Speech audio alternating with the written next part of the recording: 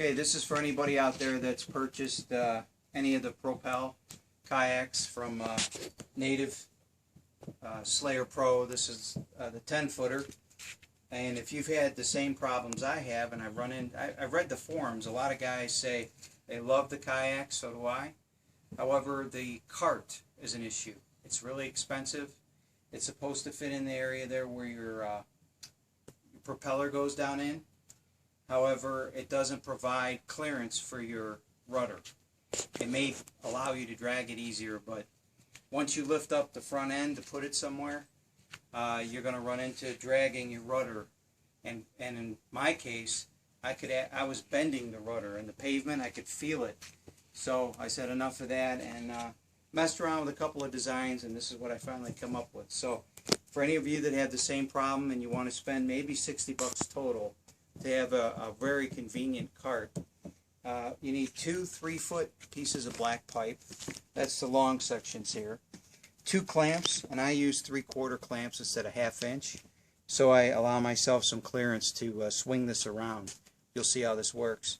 2 elbows, again 1/2 inch, everything's 1/2 inch. 2 T's down at the bottom.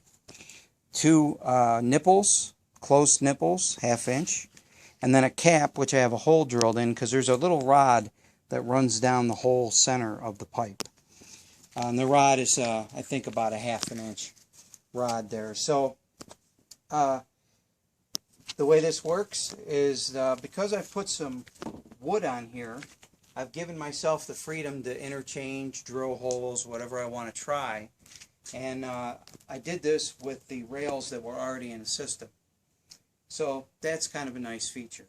If you are a native propel engineer and you're looking for a suggestion, I would suggest that in the mold you provide 2 areas where someone could slide PVC in, or a scupper cart, so I could lift this up and put the cart in really easy, and then when I'm done I could pull the cart out, flip it around, and put it back into the pipes.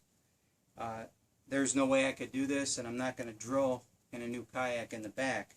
So anyway, that's something you guys maybe should look at.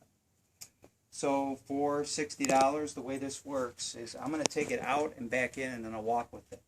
So if I want to, let's say I'm almost in the water, when I lift this up, the wheels want to come backwards.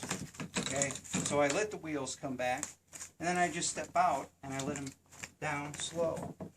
And now I just flip it around, and off I go. I don't have to anchor this down or anything. And it's not real heavy, but there's enough weight to keep that down, and it's a headrest. So now I'm going to put it back down, and the tires will come off easy. If I want to take them off and store them up front, I have that option too. So now I just put my shins here, grab here, and lean back. I'm not really lifting, I'm just leaning back. And now that's back in place. When I lift, it's going to pinch. So it's pinching now, and get a good grip on it. And now I could probably walk. I could walk a lot of places with this.